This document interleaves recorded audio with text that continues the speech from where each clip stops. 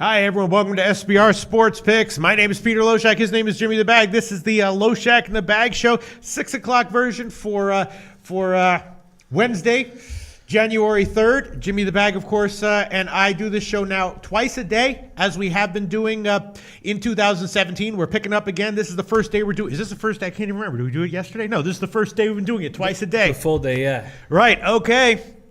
So, Jimmy the Bag and I capped the hell out of NBA and NHL this morning, and now I tweeted out 11 college basketball plays so far. Wow. I only got to the games up to 8:30, so I didn't get to the big Kentucky LSU game. A lot of interesting games at 9 o'clock. Once again, if there's anything that Virginia Tech, if there's anything I'm really liking, I will tweet that out as well, and that of course will get added to my official record. As of right now, though, I've only tweeted out 11 plays. Covering all the games up to 8:30, so the 7 o'clocks and the 8 o'clocks, and that's it. Stopping at 8:30, Jimmy the Bag. First, before we get into a college basketball, how you feeling about this card in general? You found anything you like, Jim? I did. I also found games where I decided not to move forward. So I only have 5 official picks right now, but as we break down a few of these other games, I may jump on some others. I know what a couple of the friends that we kept with, I know what they're on tonight, so we can talk about that. So lots to talk about. All right. And once again, anything that I tweet out in the 8:30 or 9 o'clock or 10 o'clock games that I'm liking will, of course, absolutely count on my official record. We track everything here, which is what puts our show head and shoulders above all the other shows that don't track their picks for good reason. They should not track their picks. I agree with them. That's a smart marketing move on their part, but I decided a long time ago that this was going to be my marketing move to track the picks, and it's gone swimmingly, Jimmy the Bag. Oh, it's cool, man. People respect it very much. Okay, let's get into it. In college basketball, I guess let me start with the college basketball picks that I did tweet out. Sure. I did tweet out the under 147 in Mississippi, Georgia. That's a game at 6:30. Obviously, this game could go over. Obviously, there could be late game shenanigans, and the first half go under, and it could get to a 150s. I mean, whenever you're taking totals in college basketball, late game shenanigans is always a possibility. There's no real way around that, right? Yeah. All right, so I took the under 147 minus 108. I also threw on the over 130 minus 115 in George Washington Duquesne. Both these teams are very low-scoring teams, but similar to like a bowl game with low-scoring teams where the total's 48, I think it might be just a little bit too low, and I took the over 130 on that one. I took the Syracuse-Wake Forest game under 137.5. That's a big question. Wake Forest, of course, can shoot pretty well from three. They can hit from the outside, so that could go over. I was also maybe thinking about taking a shot with Wake Forest minus the points on that one. We'll get into that in a second. Then a game I'm sure we'll discuss, Clemson and Boston College. Obviously, BC beat Duke this year, right? A pretty impressive team this year. So is Clemson, but I'm not quite understanding why BC is a home dog here. So I took BC first half +3 minus 115 and the full game +5.5 minus 110. We saw some other lines in NBA where there was a home dog that might be getting a little bit disrespected. I might eat a couple losers there, but I did take it. And I also took the first half over in the Clemson-BC game, 66. I would also be leaning to the full game over as well, but just didn't want to double up on it. Then I did take the under 129.5 in Eastern Carolina, South Florida. That's an obvious no-brainer play, and you're looking at that game saying, like, is this some sort of trap? And it could be. In my experience handicapping college basketball, in fact, I think even involving games with South Florida, there have been games, with a total around this area which has underwritten all over it, and it winds up going into the 150s, 160s. Anything can happen in college basketball, but I decided to take a shot with the under on that one just one way. Then I also took Richmond +1.5 at Fordham. Regular viewers of this show know that I have been looking to fade Fordham a lot this year, and Richmond's a decent enough team. Again, anything can happen, but I did give that one at +1.5. And then I gave the first half over and the full game over in the LaSalle, Rhode Island game. Again, not necessarily explosive. Well, you like the under in that one? No, just these, I capped all these games, so I'm so interested. Yeah. So I took, again, both these teams, neither team I would necessarily refer to as explosive offensively, but does seem like the game is just a little bit, totals are a little bit lower, and then I would put them, and so I did throw those on, both first half and the full game, over 67.5. and the full game over 144. And then another one similar to the East Carolina-South Florida game. I did take the under 139 in the UConn-Tulsa game. This is another one that could easily go over with shenanigans late game. I didn't want to take the first half. I didn't want to double up on it. But I did want to take it. I bet it. So I just gave the full game under 139 minus 111. I'm telling you, this one could easily have late game shenanigans. It's just a play that I liked enough to bet, and so I'll give it out here. Certainly not a lock. I'm hoping that is a 54% play in the world of forms, and if it is, I'm happy with giving it. So those are my 11 plays. Again, Mississippi, Georgia under 147, George Washington, Duquesne over 130, Syracuse, Wake Forest under 137.5, BC first half +3, and the full game +5.5. Clemson, BC, first half over 66. East Carolina, South Florida, under 129.5. Richmond, +1.5. LaSalle, Rhode Island, first half over 67.5, and the full game over 144. And UConn, Tulsa, under 139. That's it for now, Jimmy the Bag. Got a bunch of other plays that I was thinking about leans. What do you have to say about any of those plays, and what are you liking today, Jim? I like a lot of those plays. Okay. A lot of those plays. First off, we did our year-round stats, our year stats in the morning show. Jerry Morrison comes in and says, I know these guys hit under 50%. Who said that? Wait a minute. Jerry Morrison. In what show? In the chat. He just said it here. I know these guys hit under 50%. Well, that proves that you don't know shit. Because you're just fucking wrong. You know what I mean? It's like you can't just make up facts, right? You know what I'm saying? You can't just say, I know that Einstein's IQ is 90. No, it's not. It's not. You can't say it. And you know what I'm saying? Wait, who said that? Wait, he said it in this one? He said in this one. I never heard of this guy. A guy named Jerry Morrison. He says, I know these guys hit under 50%. Right, Jerry Morrison. We're getting hard with dislikes because a hater buys dislikes. And you know these guys hit under 50%. You are wrong, Jerry Morrison. Get the fuck out of here. We don't want you here. Get the fuck out. Leave. We don't want you here. Maxwell Smart 420 doesn't want you here. Justin Searcy doesn't want you here. Jimmy the Bag doesn't want you here. No one wants you here. Leave. I just kicked him out. Booyah. Very nice. Very nice. I feel like a teacher in class. Anyone else want to mouth off? I'll kick your ass out too. I'd love to be a teacher. I'd be a badass teacher. I'd be like, get the fuck out of my classroom. I'm trying to teach motherfuckers about quantum physics here, and you're passing notes and hindering in my class. Get the fuck out of my class. Okay, well, let's go back. So the first thing is Marquette game starts in 19 minutes. Right. And I know a lot of us like Marquette here, and I'm on them too. Okay. The Friars guards, Kyron Cartwright and Jalen Lindsey, got eaten up by Creighton stud guards in that 19-point loss on Sunday. And I expect, and this was the big turning point when I jumped all over this game, was that I expect Marquette's guards, Andrew Rousey and Marcus Howard, to do the exact same thing. That's why I think this is such a clear move for Marquette. Also, Providence's biggest player, 6'10", 260-pound freshman Nate Watson, and this guy doesn't rebound. I can't understand why this guy doesn't rebound. That's left to Rodney Bullock, 6'8" senior Rodney Bullock, and 6'7" sophomore Alpha Diallo. The Golden Eagles 6'10" junior Matt Held has to help Hauser on the boards.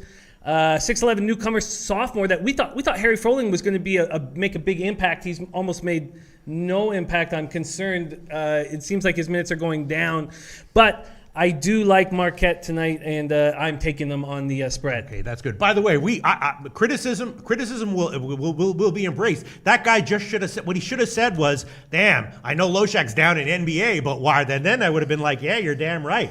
You know what I'm saying? Yeah, it's just it's all good. I mean, it's just he should have said, "Damn, I know Loshak's down 6.5 units in NBA, but shit." The main thing is that we are transparent with all of our picks and accountable for all of our picks and all of our decisions. What was your pick, Jim? I'm on Marquette tonight. I really think it's the play. After watching what Creighton's guards did to Providence, I really think that Marquette's guards can do the same thing. So I am on Marquette. Best line, we pick them minus 106 at betonline sportsbetting.ag. And that was actually one of my, I think I didn't have the balls to even bet it, but that's definitely one of my picks. Yeah, I like it, and a lot of the guys I run with are on them too. So yeah. I just, especially when I went over what happened to them when they played Creighton, I was like, well, Marquette can do the same thing. Yeah. You know what I'm gonna do? I'm gonna throw that one on. I did make that one a top play in my spreadsheet. I'm gonna take Marquette on the first half. Pick 'em minus 115. That is the best line right now at UWager. Marquette first half. Pick 'em minus 115. Again, that is a line at. Oh, well, that line just moved, so I won't take that one. I will take minus a half, minus half plus 100. That's at BetOnline. First half minus a half plus 100. That is the best line right now at Bet Online. A play like this makes me a little bit more because Marquette, Purdue could make some adjustments at halftime. You know what I mean? Providence. Sorry, that's what I meant. Providence. Yeah. I mean, if Marquette catches them off guard, it's more likely to happen in the first half. So I'm going to take Marquette on the first half plus minus a half plus 100, and Jimmy the Bag's taking him on the full game minus 106. Yeah, and a couple things that I think we should mention. First off, Brandon Cummings, a guy that we cap with, says, I needed this show today. 2 of my patients died today. They were really sick. I love this fucking show. A beer in the low bag show is a remedy that I need this evening. Who said that? Brandon Cummings, the guy that we I wish we could. That's a comment of the fucking day. Let's give a big. Brandon Cummings, we're honored to have you, my friend, and let's enjoy this capping that we all get to do to each other. It's my favorite part of the day. And just the fact this guy's job is someone who, because most jobs in life now are either scam based or completely useless. But people who have patience, right? People who provide help actually have a job where they're actually doing some good. You know what I'm saying? And I'm sure that it's clear that you are doing some good, Brandon. So thank you for all that you do, and thank you for joining us. Absolutely. Let's make some fucking money tonight, Most jobs are either useless, which is not our job, or scam based. That's what we fall into. And no, I'm kidding. No, I'm kidding around. So there's a lot of guys on Marquette, which is great. Now I've also noticed right here that Christopher Kelly says Fresno State best bet, and then Miguel Vega says Fresno State great pick tonight. I know that Max is on Fresno State, and then I studied that game, and where's my notes here? It was here. I jumped all over it. The big thing that I love about this thing is that Utah State is in huge trouble. They lost Norbert Janacek, their 6'11" center, out for the year a while ago. Now they have 6'10" freshman Clay Stahl as a back injury. He's questionable. So their leading rebounder becomes the 6'6" junior Dwayne Brown. Their biggest rotation player is 6'8" senior Alex Dargenton, and he just came back from injury as well. He only averages 4 rebounds a game. They only got 27 rebounds in their 20-point loss to San Diego State on Saturday night. They're 251st in the nation with just 34.5 rebounds a game. So Fresno State can eat them up. 6'8", 230-pound sophomore Bryson Williams will control the glass, and Taylor, their guard, is just completely stepping up, getting the big buckets when they need them. Utah State is in big trouble, and they might be a fade like every game coming up, and I'm going to start here with Fresno State. I think it's a great spot. All right, let's see. Fresno State, again, that's in the segment of games that I did not take a look at yet. It's in the 9 o'clock segment, but I might tail that one. I might wind up tailing it. I'll tweet on any picks that I like. Fresno State, best line right now, minus 1.5, minus 110. That's across the board, pretty much across the board. Okay. Beautiful. So then I'll keep rolling through my picks, and then we can go back through because I've capped almost all or a lot of these games. There's a fucking ton of them, but we can go over. I'm on Florida State this evening at home against North Carolina. Seminoles have won 27 straight times at home. Tar Heels haven't lost to the Seminoles since 2012, 7 straight games. The Tar Heels have won 7 of 8. They barely got by Wake Forest at home. As you said, Wake Forest can heat up from the outside. They cleared 73-69 win on Sunday. The Seminoles have a bunch of guys that can bang with Maye. That's the key to this game to me. We can take turns throwing Kofor at him. We can take turns throwing Kambeli at him. Obiagu is going to protect the rim, so we don't even need him to go on Maye. So Kofor and these guys can take Maye wherever he goes and leave Obiagu to protect the rim. The Seminoles are so athletic. They have a lot of length. The Tar Heels just don't have enough offense. I think it's going to hold them back. Who scores when Joel Berry and Luke Maye don't? Kenny Williams is a very streaky shooter. I like Florida State at home, and I'm going to take them, but I'm not sure what the best situation, if I should take them on the spread or the money line. Well, right now it's -1, -102 is the best line. I'll take it. All right, -1, -102. A little bit of the money appears to be coming in the other way on North Carolina, but considering that they're a dog here, that is not that would not disturb me if I liked this game has second half written all over it for me. I'm not even going to touch it. Florida State -1, -102 is the best line right now. What else do you like? Miguel Vega says yes, Jimmy. Love Florida State. I think this is a really nice spot. Native Queen likes the over in the first half and game in North Carolina. Yes, I was thinking that way as well, except it is a super high total. That's just yeah.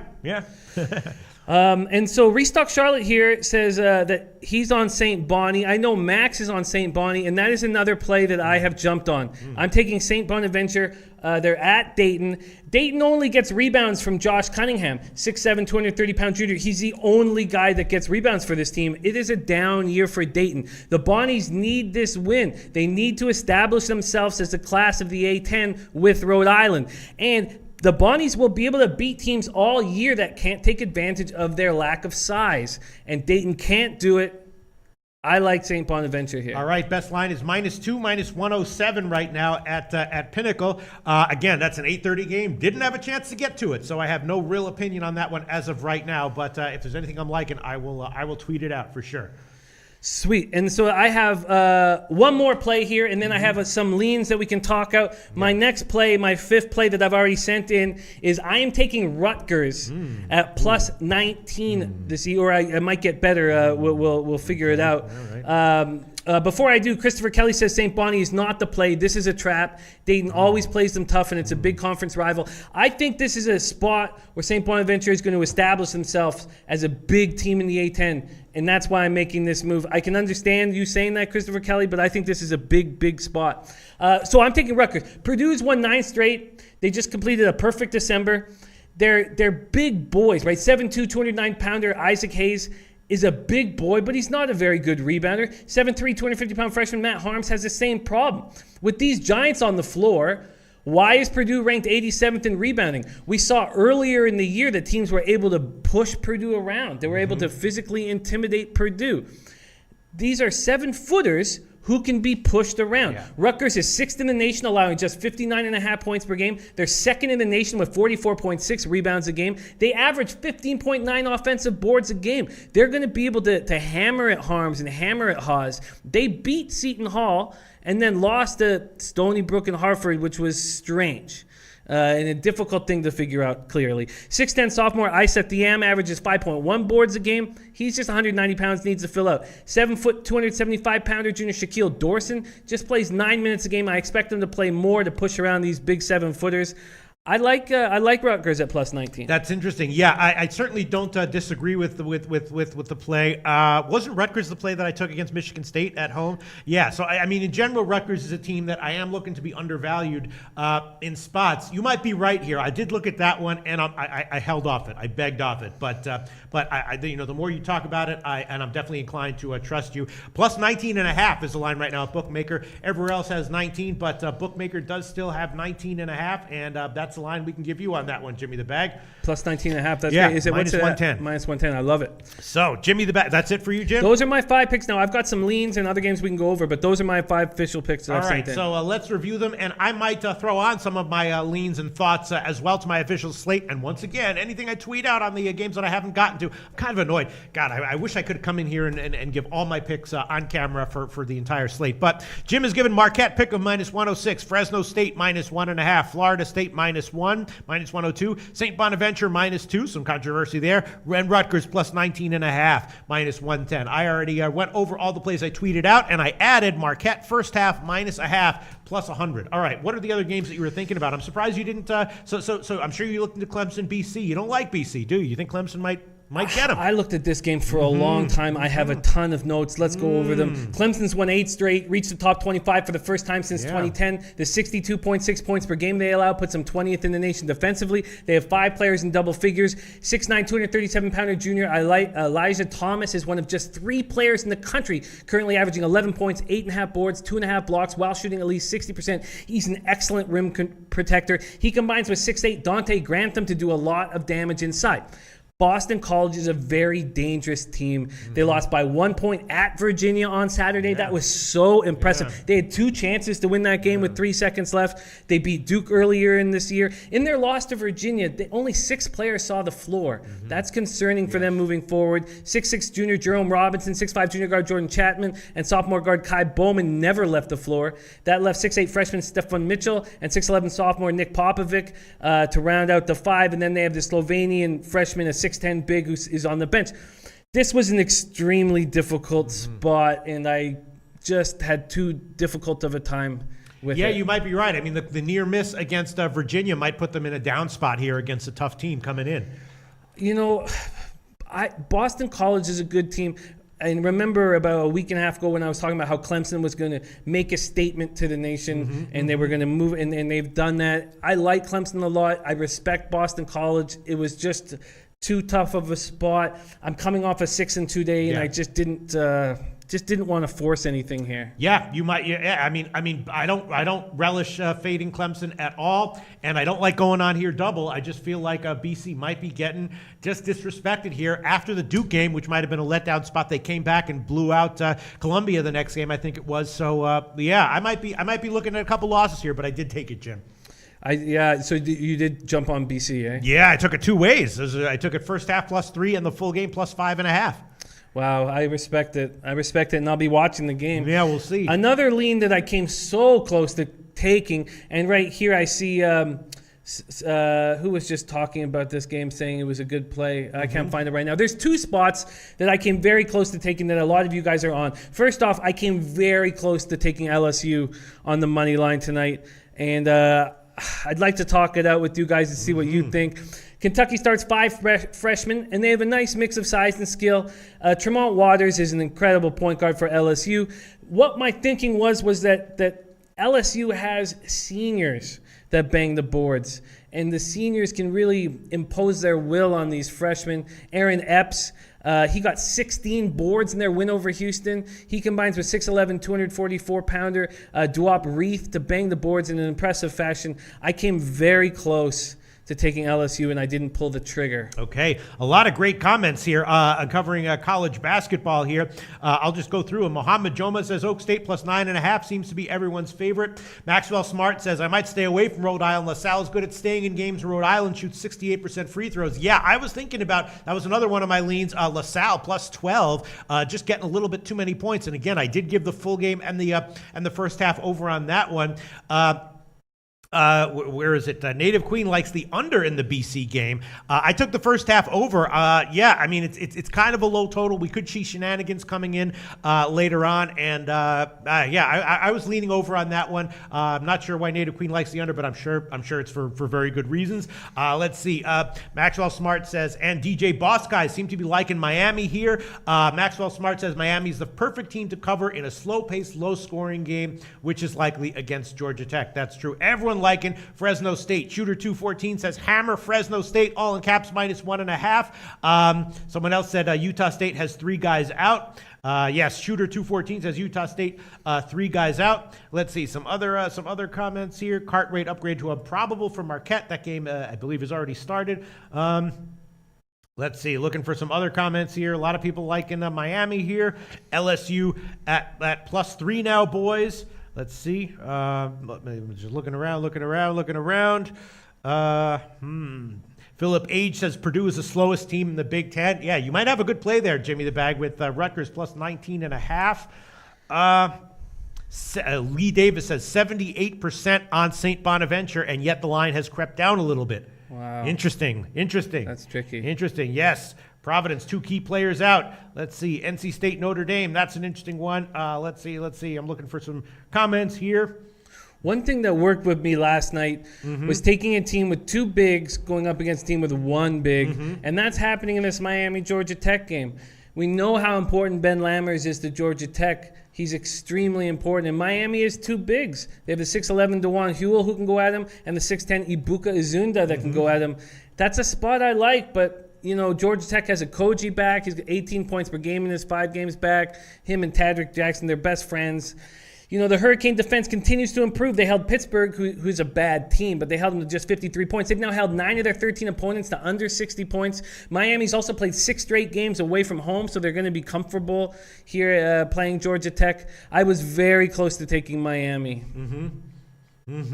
Okay. I'm looking at some, again, that's a 9 o'clock game. I'm going to look into that more deeply, and if there are, I might tweet out 12 or 15 plays from these 9 o'clock games. It's definitely a juicy slate here. Let's see. What else was I thinking about? Let's scan down these games. Yeah, VCU St. Joe's, that's an interesting one. I'm just going to look at the second half on that one, although there was some interesting line movement. VC went from +1 to -1 or 1.5. You have any reason to understand? You know why that would happen, Jim? Well, Isaac Van came back for the Rams. I like him being back in the lineup. He's going to help a lot. St. Joseph's has I'm just concerned that Justin Tillman won't have his way against St. Joseph. St. Joseph has bigs. They have bigs and they can rebound. If Justin Tillman can have his way, VCU wins. I decided that there was not enough, that St. Joseph was going to be able to mess with Tillman to an extent that I couldn't find an angle on it. Okay, yeah, that one I'm going to be looking at in the second half. Then there's another one. The St. Louis-Davidson game is a very interesting one. St. Louis, of course, is a team that can get absolutely blown out and absolutely disappear, especially on the road. I was going to watch and wait, and it appears that some money is coming in on St. Louis. There's now some sevens available. What's your take on that one, if any, if you looked into I stayed off of the St. Louis-Davidson game. There was just too many games on the schedule. Oh, okay. Yeah, I was thinking that, I'm not exactly sure. I think if Davidson either probably loses outright or they win by 20. So Davidson -7 or 7.5 market wide, but it's 7 at Heritage is definitely a lean, although pretty clearly some money is coming in on St. Louis. Did you look at the Wake Forest-Syracuse game? I was thinking that Wake Forest might be worth a shot because they can shoot over that zone, and Syracuse is on the road here, although that line has also gotten bet down. It was opened at 2. When I was capping it was 1.5, and now it's down to 1 market wide. So clear money coming in on Syracuse. I don't know. I like Danny Manning. Wake Forest can shoot from the outside a bit. Good enough to get a cover probably just to win the game. I'm thinking Wake Forest might be the play here. What do you think? I was thinking Wake Forest was the play, and it was another game that I decided not to make a move on. Didn't feel like my lean was strong enough. But yes, I exactly what you said, that if Wake gets hot, they can shoot over the zone, exactly what you said. And I was close to making a move, and I pulled back. Yeah, I did take the under on that one. Let's see where that one moved. I got 137.5. Yeah, that's now down to a 136 or 136.5. You know what? I might have to eat a loss, but I will take it. I will throw that one on there as well. Wake Forest, now that it's down to 1, I don't love the line movement here, but I will take it. -1, -110. That's a line across the board. I'll take it. Wake Forest -1, -110. Max Smart says Wake Forest, nice pick, Loshak. Yeah, it's understandable why money would be coming in on Syracuse because Syracuse has had some great games ATS recently, and Wake Forest had a couple losses, including one at home, so it's understandable. But I like the program. I like Danny Manning as a coach. Wake Forest has the outside shooting to contend, and I'll take it -1. Yeah, I get it. A couple guys are talking about taking St. John's at +12. I know a few people who are on Creighton. I studied the game, and Chris Mullen, at the beginning of the year, all the talk about St. John's was how great they could defend the perimeter. Everybody was talking about it. And here's a Creighton team that's run by their guards. Chris Mullen's put together a team that can mess with Creighton. And, my lean is towards St. John's. I like Creighton as a team, but there's a lot of injuries, though, for St. John's, aren't there? There are injuries, but this team can defend. It can still defend. That's actually a bet that I made. Oh, wow. The under, 158.5.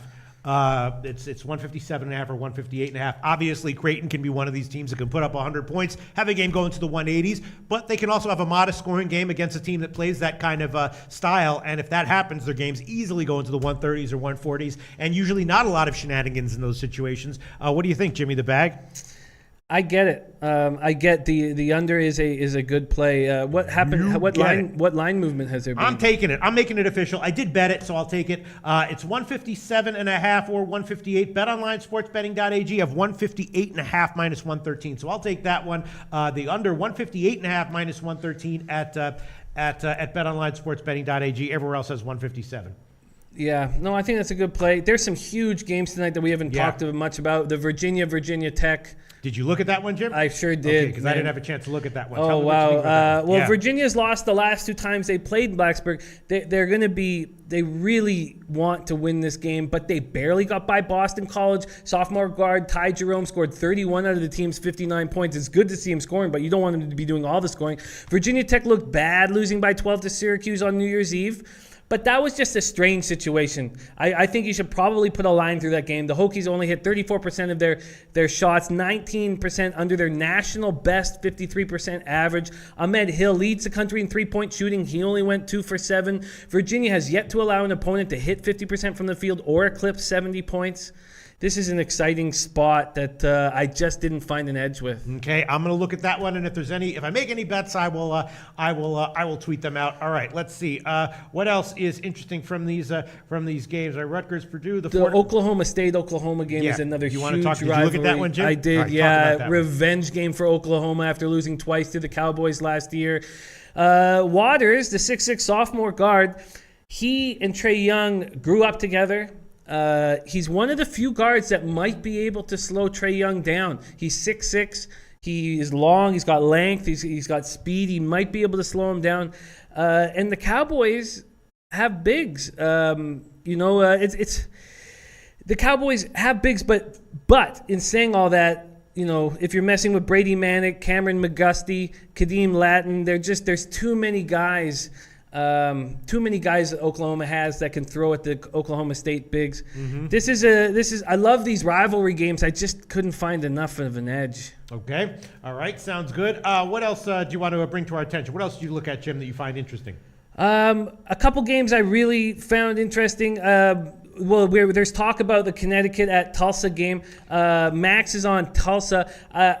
I tried to get on them as well. Tulsa's better on the boards, but I just felt like Connecticut's been playing so much better competition. Mm-hmm. They've been playing teams that are just so much more skilled than who Tulsa is playing, and I felt that would help them, and I just didn't feel like there was enough of an edge for me. As you mentioned, the George Washington Duquesne game, mm-hmm. Another game where I couldn't really find an angle that I was comfortable with. I know a lot of guys on Duquesne, and they're clearly an improving squad, but I just didn't really find it. The LaSalle Rhode Island game, I like Rhode Island in the game, but LaSalle can stick and hang with these guys. Now there's some injury issues that we're waiting to find out about. Mm-hmm. When I go right here, it says that BJ Johnson is questionable. Miles Brookins sick is questionable. I expect Brookins to play, but the 11.5 was just too many points, mm-hmm. and I just didn't feel comfortable taking that many points. Yeah, I liked the under. I liked the over on that one. I took it two ways, and that's now down to 143 at Bookmaker. Hopefully, if those guys are out or hobbled, it won't really matter. One other play that I will give, just a standard play here. It's in the 8:00 game. Indiana State, Loyola, Chicago. First half over 65. That's minus 110 everywhere across the board. Indiana State, Loyola, Chicago. First half over 65, just a standard play, nothing special there. Hoping that it's a 55% play, and if it is, I will have a little edge. All right, what else are you liking, Jim? If anything, what else do you want to talk about? Those are the picks that I like the most. I feel like with everybody jumping on Miami, I guess it makes sense with the Georgia Tech team that plays so slowly. I love the idea that Miami has two bigs that can go at Ben Lammers. Mm-hmm. What is that? Is that line? Can you get a 5? What is the Miami? Yeah, it's 5 across the board. You can get a 4.5 at the Greek. Wow, that seems like a play that I might want to hammer at. And then both the LSU and the Miami game, I just haven't had the balls to hammer. And then when I'm hammering these games with all you guys, everybody's on Miami. Mm-hmm. And that was my lean. I've got the big star and the question mark. So I will jump on Miami at minus 4.5. You sure? Yeah. All right. Okay. Jimmy the Bag is going to take Miami, Florida, minus 4.5. That's the line at the Greek. The Greek has intentionally off-market lines. They're telling you that they want Miami, Florida action here because they like the home dog. But Jimmy the Bag is going to take advantage of that, which you can in perpetuity at the Greek, which is why we use them as a market line in these shows. Minus 4.5, minus 110, Jim. Okay, cool. And I'm going to lay off LSU, although I like them. Mm-hmm. I like them at home here. It's a tricky spot. I love seniors against freshmen. Max, going back to the Miami spot, says they were embarrassed in their last game. They size and rebound advantage, more scoring. And South Carolina hasn't beaten anybody in the top 50. All right, let's review the picks, and then we'll go to some comments. Oh, that's the Missouri-South Carolina game. Sorry, I didn't mean to bring that up. Right. Let's review the picks, and then we'll go to some comments, and then we will move on to NHL and NBA. Once again, Jimmy the Bag has taken Marquette Pick'em minus 106, Fresno State minus 1.5, Florida State minus 1, St. Bonaventure minus 2, Rutgers plus 19.5, and Miami, Florida minus 4.5 at the Greek. And I, in addition to the 11 plays that I tweeted out, which include a first half and a full game play on Boston College. My only concern is just that with the close loss to Virginia, maybe they come back here and they're just not, their head isn't quite in the game. And if that's the case, Clemson can definitely take advantage of that, right? Clemson is a good team. These are both very good basketball All teams. right, but I'm taking them. So again, I tweeted out 11 plays, and I have added in this show Marquette first half -half plus 100, Wake Forest -1, Creighton game under 158.5 -113, and the Indiana State Loyola Chicago game first half over 65. And again, for all the 8:30, 9 o'clock, and 10 o'clock games, if I'm liking anything, I will tweet those out. Just did not have time enough to crunch them as much as I would need to make a bet or to give an official play on. So that's that. But certainly that Fresno State play, everyone's liking that one. I might wind up tailing that one. I'll have an opinion on the Miami-Georgia Tech game. We'll see if I go on that one. And definitely some other games involving teams that I often make plays on. Notre Dame, North Carolina State. That's an interesting game. The Missouri-South Carolina game. That looks enticing to me. It's just a -1 line. Missouri taking some action. They opened at 2, so Missouri taking money as of right now as a small road underdog. That looks like a game that I could possibly have an opinion on. And St. Bonaventure-Dayton game, I'm going to look at that one. And I guess that's just about it, Jimmy the Bag. Now let's go to some comments. And as far as the leans that I was thinking about the under 153.5 in St. Joe's for VCU, but I didn't even bet that one, so I'm not going, or I think I made a token bet on it. I don't understand why money's coming in on St. Louis. And there was a commenter who was asking about St. Louis plus 7.5. I'm not really seeing it. I was leaning Davidson -7, but I'll hold off on giving that one as a pick. Let's see. Then again, the Richmond game went down to pick 'em. Now it's back up to 1.5. So late money coming in on Fordham. Just feels like Fordham's just a bad team, and Richmond's good enough, right? Richmond is good enough to beat Fordham. Richmond is good enough. I think so. The Florida State game, Jimmy the Bag made a nice pick on Florida State. We'll see how that one goes. Wake Forest. All right, let's get to some comments here. Let's see. Christopher Kelly says Missouri has one of their big men starters out tonight. Thanks for that information. Reggie likes Indiana State. I was leaning that way as well. Indiana State is getting 5.5 or 6 at Loyola, Illinois. And Indiana State, of course, opened the year beating Indiana, right? They're one of these teams where they've had some, as you see in college basketball a lot, some losses that make you think, how the hell did they lose at home to that team? But then you're like, oh, they played this great team close on the road. They blew Indiana out in their first game. So clearly a team with some talent there. And I would agree with you, Reggie, on Indiana State. And actually, I think I took Indiana State on their team total over 66 as well. So I think that, I agree with you, Reggie, on that one. Indiana State, that would definitely be a lean or a borderline play for me. Let's see, what else? Looking for some other. Flex Clips says, love all the research you guys do. Thanks so much, Flex Clips. Just going to scan some comments here, and then because we have to get into NBA and NHL. Let's see. Missouri, one of their big men is out. Let's see. Comments here. The under is 5-1-1. Last 7 games for Loyola against Missouri Valley. Okay, I'm on the first half total on that one over. Obviously, Loyola Chicago is a very slow-paced, defense-oriented team. I could certainly see that one being the case on the full game as well. And I might lose the first half too. That's one of my plays. Sean Thompson says, no St. Louis plus 7.5, anyone. Sean Thompson, that's a game that I'm going to stay off of. I might have a second half play, but these St. Louis games are very, very wacky. They can get blown out repeatedly. They're that kind of a team that at times can look just absolutely futile and at times can be surprisingly good. So Sean Thompson, my lean would be to Davidson, but I'm not going to give that one. Did you look at that one at all, Jim? I didn't hammer the Davidson game. That was a good one to pass. A lot of talk about the North Carolina State Notre Dame game. Mm-hmm. It's an interesting spot with Bonzi out of the lineup. He's going to be out of the lineup for some time. I really want to watch Notre Dame play without Bonzi to get an idea of because they're going to have to change their system up. So I don't feel like I can confidently give an edge there. Mm-hmm. Sean Thompson says VCU is a loser. Trust me, they are not the same defensive force as years before. Yeah, I mean, they used to be just vicious defensively. There's no way they could live up to that. You might be right there. Sean Thompson, certainly some money is coming in on VCU though.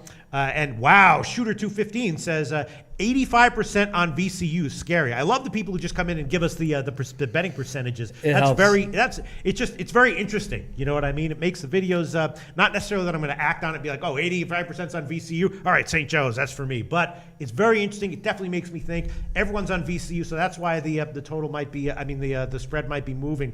Interesting information. Shooter and Sean Thompson. Let's see. Nate Pereira says Loshak takes Syracuse. Okay, all right. Well, I'm taking Wake Forest. DJ Big Boss Guy seems like he's also taking Wake Forest. DJ Boss Guy says, love Danny Manning at Wake. Yes, I agree with you, DJ Big Boss Guy. In general, Wake Forest with Danny Manning is a team that I'm going to be looking to fade when they're just outmatched in terms of talent. But when Danny Manning has some time to use what he's got, they're a team that I'm in general looking to bet on, and this is one of the situations. I said that earlier in the year, and I'll put my money where my mouth is. All right, I guess that's about it. Should we wrap this up? Yeah, we have to get to the pro spots, Yeah. and there's some things I might add. Yeah, all right. So there we go. Bob Costanza says, every day at work I got to hide at 6 to 7 because he's watching this show. Saving this page. Might put that comment on the posters that I'm going to make out of these friggin' comments here. Thank you so much for all the positive comments, Brendan Cummings.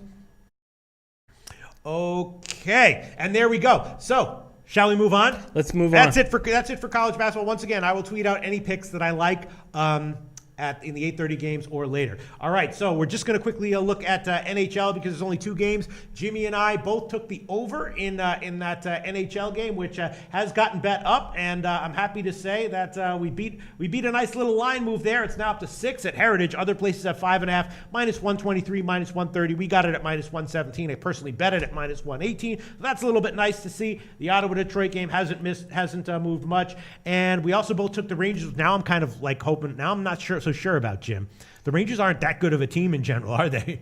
You know, they've improved. I mean, they started off so poorly. The play is fading the Blackhawks.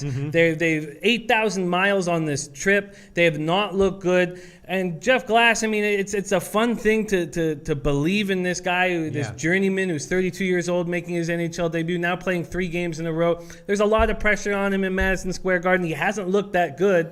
So when we sit here and we say, we believe in Jeff Glass, and he looks at us and he goes, you guys really believe in me? We're like, no, it's just because it's fun to believe in you, dude. It's fun. And you know the dressing room loves having him there. Yeah. But he's in over his head. We don't really believe in you. We're just having a good time with it. Yeah, absolutely. That's a diss. Holy shit. Hey, no, it's a great story. Yeah. You know, it's a great story. You can romanticize it all you want, but there's a clear sign something's wrong with the Blackhawks. They're 29th in the league in power play. That should not happen with a team that has Patrick Kane on it, with a team that has, you got Seabrook and Keith on the points. You have a 6'3" Sayad in front of the net. It's just, the whole thing doesn't make sense.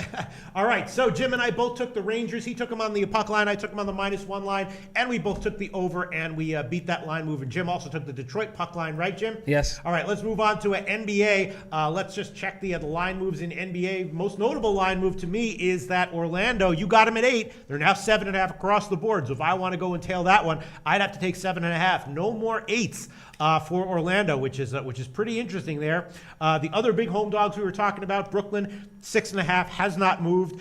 Chicago, it was 5.5 in the morning. Now it's down to 4.5, and Bookmaker even has 4. So money coming in on Chicago. Is that just because people are thinking, wow, they're getting disrespected again, and this is when they're wrong? That's what I thought. That's what, and we were talking about that about 45 minutes ago. That's the reason why the line moved. I'm telling you, at -4, it's a much more enjoyable spot for Toronto. It's I like it at -4. Other big line moves. Dallas was a 7-point underdog in the morning. Now that's gotten bet up to 8. Heritage still has 7.5. That could also just be, big public betting on Golden State. I'm assuming that I don't know what the betting percentage of that are, but I'm going to guess 80% at least for Golden State, right? I mean, come on. I was hoping to get more points. I was hoping to be 8.5 or 9. I like Dallas here. I think Dallas can do it. We don't have more information on whether or not the 3 guys who are questionable are going to play. I don't know if you guys know more, but at this point when I'm scanning through it, I don't get Iguodala. Oh, Iguodala and, well, we know Casby's sitting out. And Green and Pachula are available to play. So those are the big line moves. The Boston line has not moved its 3. Let me just remind everyone of the NBA plays that we did give. I gave the Cleveland-Boston game under 212.5, Houston-Orlando under 219.5, Minnesota-Brooklyn under 215, and New Orleans on the first quarter +5. Everyone was telling me to stay away from that one. Don't trust New Orleans. I understand why, but I wound up giving that one. It was the pinnacle opener. And Jimmy the Bag gave OKC -6, Milwaukee -7.5, also the Cleveland-Boston under 212.5, which some people people said they were going the opposite against, but a lot of love you guys, but I'm on the opposite of that one type comments on the under in Cleveland, Boston. Jim took Orlando +8. Nice line move beat there. And the Houston-Orlando game under 219.5. So those were Jim's picks. Let's quickly look at the totals to see which one of those moved. Wow, the Minnesota-Brooklyn game is now down to 212. So I beat a nice little line move there. Yeah. Although, as we've seen many, many times, these line moves in college basketball often don't mean shit. The Orlando-Houston game, we got it at 219.5. It's now down to 216.5 or 216 at Heritage. So we beat that line move. The Cleveland-Boston game still at 212.5. So that one has not moved. And let's see. What else is there? Mohammed has an interesting question. He says, yo guys, OKC was -6 to -5.5, even though 70% of bets are on OKC. Uh-oh. So he says, should that take me off OKC? I mean, if you're a buy the book, no questions asked, reverse line movement devotee, then yes, absolutely. If you just buy into it halfway, who knows? Jimmy the Bag likes -6, and Jimmy the Bag's up 10.5 units in NBA this year. You know what I'm saying? Yeah, I mean, I can understand being uncomfortable with it. The line move has just to be because Lopez and Kuzma are playing, and they were questionable earlier today. This team, the Lakers team, is so different with Lopez on the floor. Kuzma helps a lot, too, although before he went out, he was shooting poorly. Mm-hmm. This is an interesting spot, and I think the Thunder can clamp down. Okay, some of the leans that I had that I was thinking about Orlando +8. Obviously, that doesn't exist anymore. Brooklyn +6.5. Chicago +5.5. That doesn't exist anymore. Dallas +7. Now that's up to 8. And I was thinking about Indiana +7.5. And as you know, Jim, I was also thinking maybe about the over with the OKC Lakers game. But you don't trust the Lakers offense, do you? No, I'm much more comfortable with that play now. And knowing that Lopez and Kuzma are going to be out there, I can. Well, now it's up to 213 or 213.5, which is, okay, in the morning, the best line would have been 211. Yeah, what do you think? What do you think about any of these games? Any plays you want to add, Jim? I'm thinking about taking the Raptors, but the Bulls are playing well at home, and I'm going to lay off of it. I like where I stand. If I was going to do anything, I would jump on the Raptors and the Mavericks. And I just don't like the plays enough to do it. But Mavericks at +8, I was hoping that we'd get to the late show and I'd get 8.5s. It's a tough spot. All right. A lot of people saying Robin Spears says Houston will rally without Harden. Yeah, they might. They're a big road favorite here, though. And Jimmy and I were thinking about it. A lot of times teams rally when a guy goes down and it takes them by surprise. But here they've had some time to digest it. You know what I mean? Well, we saw them play the Lakers without Lopez and Kuzma and Ball and barely get by. Chris Paul had to carry the whole team to get them to win in double overtime. I need to watch them, but I think this is a great spot to fade them. Native Queen comes in with a pick. Cleveland on the first quarter +1. That might be great. Cleveland in general has been a good first quarter team, right? They have and been. Native Queen in general has been a great first quarter handicapper in our comments. So, Cleveland +1. What do you think, Jim? Maybe we should take that one.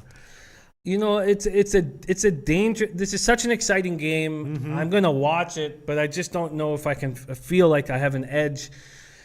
I put myself in a situation up double-digit units, and I just only want to take games where I feel like I have an edge, and I'm gonna right. That's how you should bet. The way you should only bet games that where if it loses, you look back and you say, you know what, I'm fine with that. I'm fine with what I did. You know what I mean? You don't want to ever make a bet and then if it loses, you look back and you're like, what kind of an idiot was I there?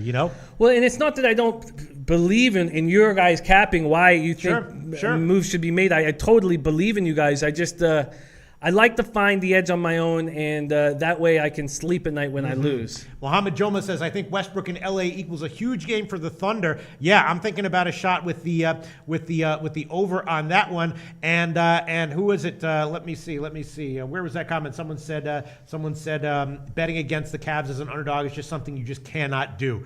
One of our regular commenters made that comment. Yeah, I guess that is. It's always scary to bet against the Cavs as a dog, but you're getting Boston. Yeah, absolutely. It's a very, very exciting game that I will be watching. But Damon Bellard comes in with a comment. It's an important comment here. Harden is out. Yeah. Okay. Harden is out. Damon Bellard, thank you very much. Thank you very much for that information. Love getting updates on who's in and who's out. Very important here. All right, let's see. Robin Spears says Chicago first quarter as well. Pete, what do you think about that? The Bulls first quarter. against Toronto. That line is +1 or 1.5 market wide. Yeah, Chris Dunn is playing very well. He's going to have his hands full with Lowry. DeRozan just put up 52 points. Is he in a letdown spot?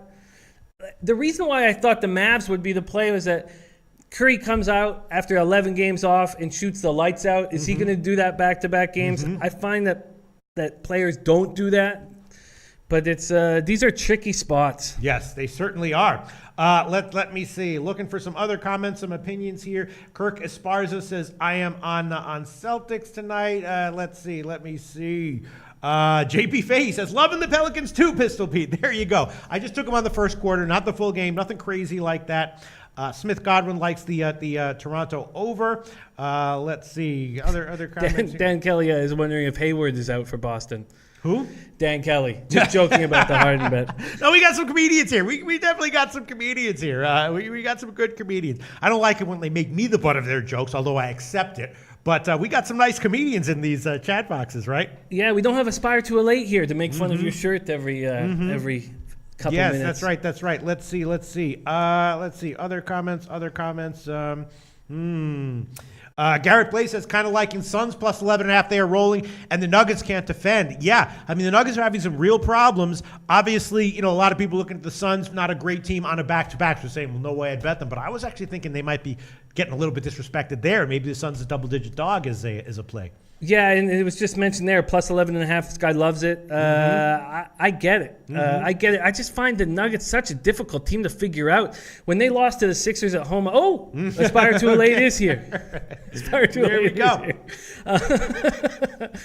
go. It's a problem when you only 8 players see the floor, and that's including Torrey Craig 6 minutes. The Nuggets need to be playing more. They need to be extending their bench, but. I've had a lot of trouble figuring this Nuggets team out, and I'm going to leave this game alone. Eldeano De La Cool says, Jimmy and Pete, thank you for another great show and all the work you put into this. We do put a lot of fucking work into this. It's a great show for entertainment and making money. Thank you so much, Eldeano De La Cool. Look, our record speaks for itself. Our record is positive overall, and the jokes are subjective, but I think we have some good jokes in this show, right? I think we have some good jokes, right? There's some good stuff. Yeah, some good stuff in this show. It's a pretty damn good show we've been producing here, Jimmy the Bag.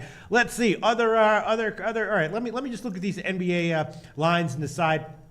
All right, what are my leans here? My leans would be to tail, definitely to tail Native Queen on Cleveland first quarter +1. Not going to do it, but that's probably a good play. Thinking about Phoenix plus 11.5 or +12. Thinking about taking Orlando even at 7.5. Thinking about Brooklyn getting 6.5, although someone in the morning show labeled Minnesota minus the points as low-hanging fruit. I don't see how you could. Minnesota doesn't play. They're so inconsistent. How can you possibly label a team as that big of a road favorite as low-hanging fruit? But maybe that person has a reason for it. The Chicago-Toronto game, I guess I'll pass on. Thinking about Dallas at +8 and, thinking about the over in OKC Lakers. But, I guess I'll hold off on all those. Yeah. I mean... King Rail's asking about any lean on the Knicks game. The Knicks just can't be trusted on the road. And then the Wizards have been playing down to their competition all year, up to their competition and down to their competition. So I don't feel comfortable hammering either side on that. All right. Any other? Yeah, a lot of interesting stuff. I hope you cash with Orlando. I'm going to be a little bit annoyed that I didn't jump on it when I took it as an official play. Gosh, I don't think they're. I think we're going to come back here and look really smart for not thinking that they rally. I mean, they probably rally to win, but it just feels like it's going to go down to the wire, right? That's what I'm feeling. Oh yeah, I think Houston wins this game, but +8's a nice spot. All right, I'll make that one an official pick, even at 7.5. I could have gotten 8 in the morning, but I'll take it at 7.5 here. Orlando +7.5 -107 is the best line right now. That is the line at Pinnacle. I'll throw that one onto my official slate of plays as well. Last second play on Orlando +7.5 -107, and the Minnesota Brooklyn game. Why would someone call Minnesota low hanging fruit here, Jim? That makes no sense to me. Well, they're playing very well, but this is a tough spot against the under. This is a tough spot for them to get up for. And now LeVert not playing does hurt the Nets a little bit, but again, this is another game that I see going right down to the wire. We know that you can't trust this Timberwolves team in the fourth quarter. Maybe I'm losing my mind a little bit here, but I'll throw that one on there as well. Brooklyn plus 6.5 minus 106. That's the best line at Pinnacle. You think that's a mistake, Jim? I don't think that's a mistake. It's a tough spot. I'm throwing it on there. Brooklyn plus 6.5 minus 106. I'm throwing that one on there, and hopefully, if it really gets down to it, maybe a couple of those refs will give a nice little call or two here to get the home team a little bit closer. We're not looking for a win. We're just looking for a little drama for the home fans. You know what I'm saying? Yeah, man. Yeah, maybe hopefully that'll be on my side too, or maybe I won't need it. But I'm going to throw that one on there as well. Brooklyn plus 6.5 minus 106. Jim. Billy T says you never mentioned the Milwaukee Bucks. I'm on the Bucks from the morning, and it wasn't a spot I was overly confident in, but I did, and I took it and I sent it in. I have them at minus 7.5. It did make me feel a little better when I saw on Twitter that Vitalis has it as his pick of the day. That made me a little more comfortable. So I'm on the Bucks, but it's not really betting on the Bucks. It's more fading this. Team that clearly needs a score without Oladipo, and there's just not one in the roster. Yeah, that's actually makes me think that you're right. That was one of my leans as well in Indiana, but I'm off it now because when you're taking a big favorite like that, I'm more like to hear when I'm listening to your analysis. I'm more like to hear that you looked into the dog and just couldn't see how they're going to hang with them. Than if you looked at the favorite and just think, oh, they're just going to steamroll these guys. Yeah, I mean it's I find I get much more success when I see a team that's incapable of doing something rather than a team that is doing something, because you can count more of the time on failure rather than success. And also public money likes to come in on favorites where it's just the favorite is just an awesome team that looks like they'll steamroll anyone, as opposed to fading a team that just probably won't be able to keep up. So I like to take favorites where it's more about a fade of the dog than it is about the bet on the favorite. There you go. Little betting tip from there you go. I love Put that in your craw. Remember it. All right. I guess let's wrap up this game. Anything else you want to add on, Jim? No, I'm going to stick with where I'm at. The only thing I would add on is the Mavs. I saw the line has actually been going down during the show a tiny bit. There's a 7.5 there. Yeah, there's an 8. The Greek has 8 minus 105 for Dallas. Yeah, I like it. Yes, I'm going to take the Mavs plus 8 as my final play. You want to make that one an official pick? Yeah. All right, we'll see if you come out looking like a hero tomorrow. Dallas plus 8 minus 105. That's the line right now at the Greek bookmaker, and Heritage do have 7.5. Everyone else has 8, and the Greek has plus 8 minus 105. Jimmy the Bag taking Dallas. Yeah. You think Dallas is a team that has the talent to match up with Golden State for a whole game? Dennis Smith Smith is playing very, very well right now. The Mavericks have won 4 straight and believe in themselves. I do not believe that Steph is going to have 2 games in a row where he hits 10 3-pointers. That's a big turning point for me. I like getting plus 8 on this home dog. I would have taken it on the early show if I really, really liked it. I was hoping it would go up to 8.5, but I'm happy with where it's at. Why don't you really, really like it? Just because it's hard. The Warriors can just turn it up to a level that few teams can match. But the Mavericks have won 4 straight. I'm getting plus 8. We've seen the Warriors have trouble when shooting escapes them, and I just don't think that Steph's going to have 2 back-to-back games of glory. You've seen the Warriors get trouble when. All right, before we wrap up this show, let me just check one thing here and make a final decision, because I might tail you on this one, Jimmy the Bag. I might tail you on this one. Let me just see. Yeah, let me just check. Vishnu A says Mavs, Jim. Nice. Let's get that shit. Vishnu Ace says Mavs. You think they can hang here, huh? I do. I think they can hang here. Iguodala not playing helps. Them having Green back is going to obviously help Warriors. But I just feel like the Mavericks have a very good vibe going in the dressing room. Steph Curry went out for dinner with his brother before the game. Did that help? I'm going to stay off this one. I'm going to stay off it, but I hope you cash Jimmy the Bag. All right. So shall we wrap up? Let's wrap it up. All right, let's wrap it up. So once again, all the picks. I'm not going to review all the picks that we gave in the morning show. All the picks that we gave in the morning show are in the morning show. We repeated it. We also mentioned it at the beginning of this show. I tweeted out all my college basketball plays. Those are my official picks. Anything that I'm liking from the college basketball card, 8:30 or later, if I'm liking it enough to give it officially publicly, I will tweet that out. Those will go on my record. And in this show, we have added Jimmy the Bag, Marquette Pick'em, Fresno State -1.5, Florida State -1, St. Bonaventure -2, and Rutgers +19.5, and Miami, Florida -4.5. -110, and also in the NBA, he added Dallas +8, -105. And in this show in college, I added the Creighton game under 158.5, Marquette first half -0.5 +100, Wake Forest -1, and the Indiana State Loyola Chicago game first half over 65, and an NBA also added Orlando +7 -107, and Brooklyn +6.5. Sorry, +7.5 -107, and Brooklyn +6.5 -106. And that's it for the 6 o'clock show, right, Jim? That's it. All right, we'll see how it all turns out. We'll be back tomorrow at 12 o'clock Eastern Time.